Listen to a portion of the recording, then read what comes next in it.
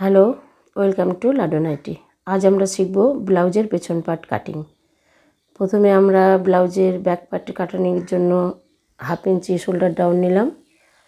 তারপরে আমরা নিয়ে নিলাম আর্মহোল 7 ইঞ্চিতে এবং অ্যাপেক্স পয়েন্টটা নিয়ে নিলাম 11তে। যার যেমন থাকবে সেই সেরকম নেবে। এটা হলো টোটাল লেন্থ এবং পরে আমরা নিয়ে নিলাম 1.5 ইঞ্চি মতো ফোল্ড মার্জিন। এইভাবে আমরা প্রথমে এই দাগগুলোকে এবার একটু সোজা করে নিচ্ছি। সব লাইনগুলোকে আগে আমরা সোজা করে বড় করে নিচ্ছি, এটাতে আমাদের কাটিংয়ের সুবিধা হবে। প্রথমে স্ট্রেট লাইনগুলো একসাথে থাকলে ভালো হবে তৈরি করতে। দেখুন আমরা কিভাবে করছি। আমাদের ভিডিও থেকে যদি আপনারা কিছু উপকার পান তাহলে অবশ্যই আমাদের চ্যানেলটিকে সাবস্ক্রাইব করে রাখবেন, তাহলে নোটিফিকেশন পেলে নতুন নতুন ভিডিওগুলো আপনারা ওয়াচ করতে পারবেন এবং নতুন নতুন ডিজাইনের ব্লাউজ কাটিং, কুর্তি কাটিং আমরা সব এগুলোতে দেখা আছে, বাদ বাকিগুলো তো আপনারা দেখতে পারেন। এটা প্রথমে আমাদের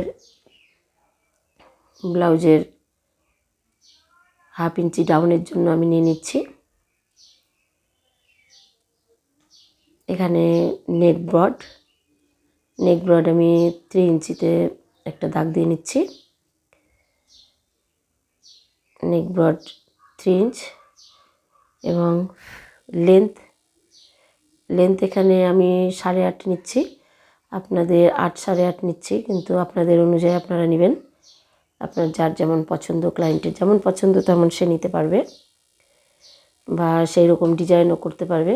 আমি এখানে এমনি প্লেন গলাতেই নিচ্ছি, এমনি গোল গলার মধ্যে। আপনার পছন্দ অনুযায়ী আপনি নেক তৈরি করে নিতে পারেন। এখানে আমি প্রথমে এটা গোল গলার মধ্যেই দিচ্ছি, গোলের মধ্যে প্লেন, কোনো ডিজাইন নেই। অন্য কোনো একটা ব্লাউজের যখন ভিডিও করবো এরপরে নেক্সট টাইম অবশ্যই আমরা নেক ডিজাইনটা দেখানোর চেষ্টা করব। এরপরে আমরা চলে যাচ্ছি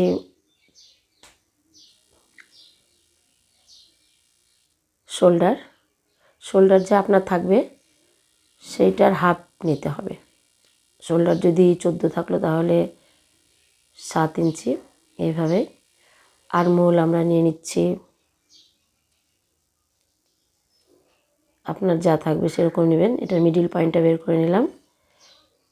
মিডিল পয়েন্টে এইখানে আমি নিয়ে নিচ্ছি ব্যাক ক্রস হলো যা থাকবে সেটার মাঝামাঝি জায়গায় আমরা ব্যাক ক্রসটা নিয়ে নেব এবং এরপরে আমি আর্মহোলের ড্রয়িংটা করে নেব।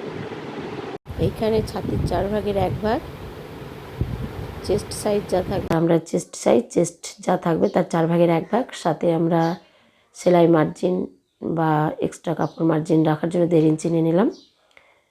অ্যাপেক্স পয়েন্টে আমরা যা আমাদের বাস্ট পয়েন্ট থাকবে, বাস্টের সাইজ থাকবে, সেটাকে আমরা 10 দিয়ে ভাগ করব, যা পাবো সেখানে হবে। এখানে আমার 42 ইঞ্চি।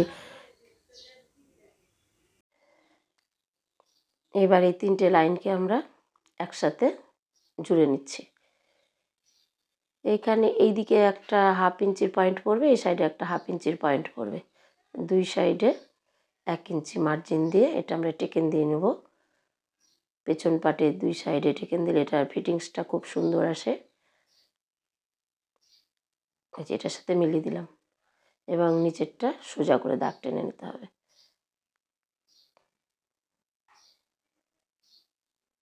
এভাবে আমাদের মার্কিংটা কমপ্লিট হলো। এই সাইডে এবার আমার আর্মহোলটা ফ্রেঞ্চ কার্ভ স্কেলের সাহায্যে আমরা দিয়ে নিচ্ছি আমি। আপনি এমনি শুধু হাতে প্র্যাকটিস করলে আপনারা সেটাও দিতে পারবেন।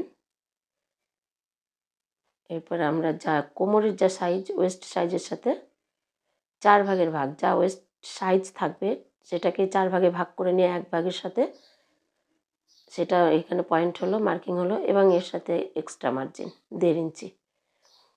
এই সবগুলো লাইনকে আমরা একসাথে জুড়ে নিচ্ছি। প্রথমে এটা ফিটিং মাপ, এটাতে আমরা ফিটিং মাপ আসবে এবং এটাতে আমাদের এক্সট্রা মার্জিন। এভাবে আমাদের তৈরি হয়ে গেল back part marking.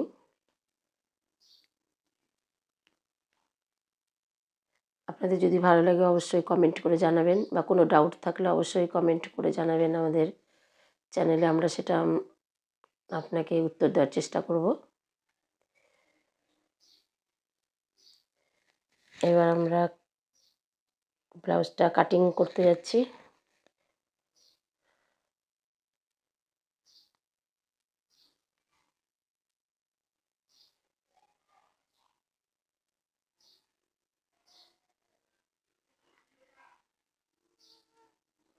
Back neck টিপটা ভালো লাগে বেশি দেখতে। আমি এইখানে একটা মার্কিং করতে ভুলে গেছি, সেটা হলো শোল্ডার ডাউন 1/2 ইঞ্চি, সেটা এখন মার্কিং করে নিলাম। এবং শোল্ডার ডাউনটা অবশ্যই দিতে হবে, না হলে ফিটিংস আসবে না।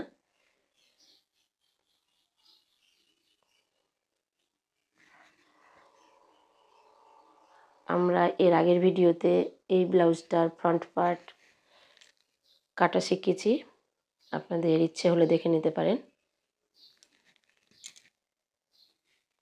প্রিন্সেস কাট ব্লাউজের ওপর, সেই প্রিন্সেস কাট ব্লাউজের যেটা ফ্রন্ট পার্ট দেখেছি, এটা ব্যাক পার্ট। এবং নেক্সট আমরা হাতা কাটিং করে দেখাবো, এবং পুরো ব্লাউজটা স্টিচিংও দেখানোর চেষ্টা করব। আমাদের কাটিংটা কমপ্লিট হয়ে গেছে। এই জায়গাটা আমরা একটু কাট দিয়ে নিচ্ছি, যাতে সেলাইয়ের সময় আমাদের অসুবিধে না হয়।